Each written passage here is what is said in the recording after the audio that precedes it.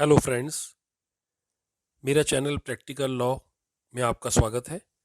आज का जो टॉपिक है वो है कि यदि आपने किसी को चेक दिया है या आपने किसी के पास सुरक्षा बतौर चेक रखा था और वो चेक किसी कारणवश सामने वाला व्यक्ति रकम भरकर उसको बैंक से डिसऑनर करा लेता है, तो आपके पास बचने की क्या रेमेडीज़ है।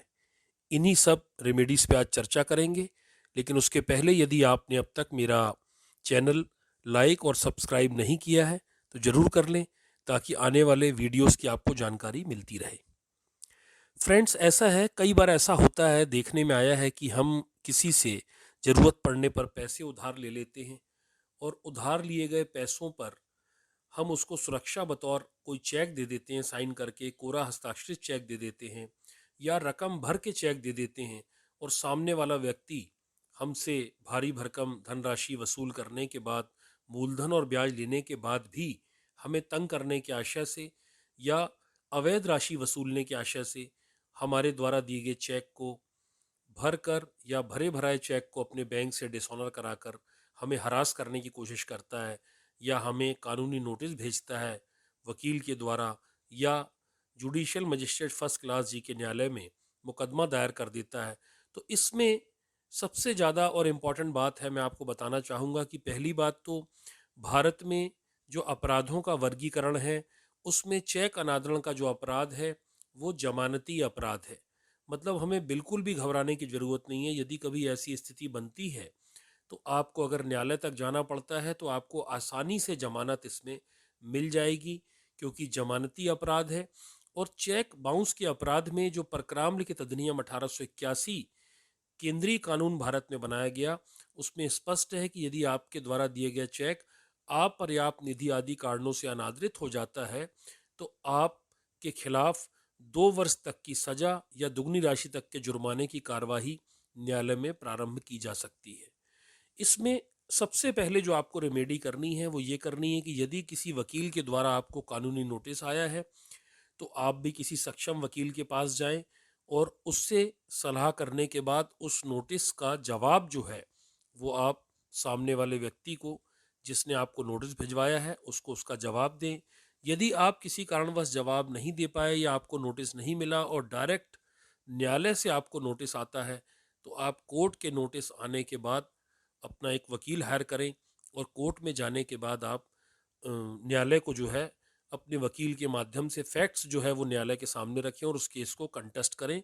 सबसे पहले इस प्रोसीजर में आप न्यायालय जब जाते हैं तो आपको जमानत के फॉर्म भरने पड़ते हैं। आपकी जमानत जो है वो इजीली ग्रांट हो जाती है, पर कोई ना कोई सक्षम व्यक्ति आपकी जमानत लेने के लिए खड़ा हो, ये प्राथमिक कंडीशन है।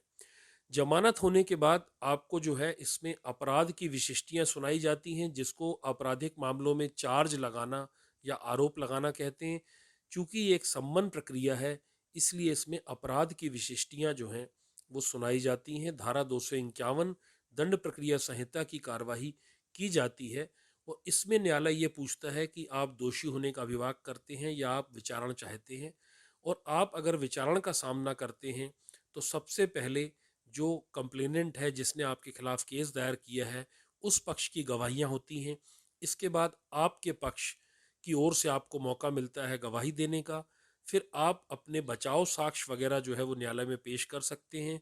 उसके बाद फाइनल बहस होती है और निर्णय आता है। तो यहाँ ये जो पूरी की पूरी प्रक्रिया है, इसमें आपको बचने के लिए बड़ा स्पेसिफिक जो है इसमें ये सेटअप बना हुआ है कि आप अपनी बात को जब न्यायालय के सामने रखते हैं और क्रॉस एग्जामिनेशन करते हैं उसका, तो ये बात सत्यता सामने आ जाती है। यानी आपको जो उसने धन उधार देना बताया है, 1 लाख, 2 लाख, 10 लाख या 20 लाख, जितने भी रुपए की राशि उसने चेक में भरी है या आपसे भरवा के रखी थी या उस गलत चेक का इस्तेमाल कर रहा है, तो उसे ये बताना पड़ेगा कि वो जो धन राशि आपको उसने उधार दी है उसको लाने के उसके पास साधन क्या थे। दूसरा, उसने आपको अगर राशि नगद दी है तो 20,000 रुपये से अधिक राशि जो है वो नगद आपको वो एक दिन में प्रोवाइड नहीं कर सकते। यदि उनका ऐसा कहना है कि मैंने 1 लाख, 2 लाख या 5 लाख रुपए की धनराशि नगद किसी फला फला दिनांक को आपको दी थी, तो इसमें भी आपका बहुत बड़ा बचाव बनता है कि आयकर अधिनियम की धारा 269 एसएस के तहत जो है कोई भी व्यक्ति किसी दूसरे व्यक्ति को इतनी विराट धनराशि यानी 20,000 रुपये से अधिक की धनराशि एक दिन में नगद रूप में नहीं दे सकता। धारा 271 डीडी आयकर अधिनियम में दंड का प्रावधान है इस बाबत। तो इस तरह से आप अपना बचाव कर सकते हैं और आप अपनी सारी बातें जो हैं अलग अलग पहलुओं के साथ फैक्ट रूप में जो है न्यायालय में रख सकते हैं। बहुत हद तक जो है आप जब अपना बचाव प्रारंभ करेंगे और अपनी बातों को न्यायालय के आगे रखेंगे, अपने वकील की इन सब चीज़ों की तैयारी में मदद करेंगे, तो निश्चित आपको सफलता मिलेगी और आप इस संकट से बाहर आ सकते हैं। धन्यवाद।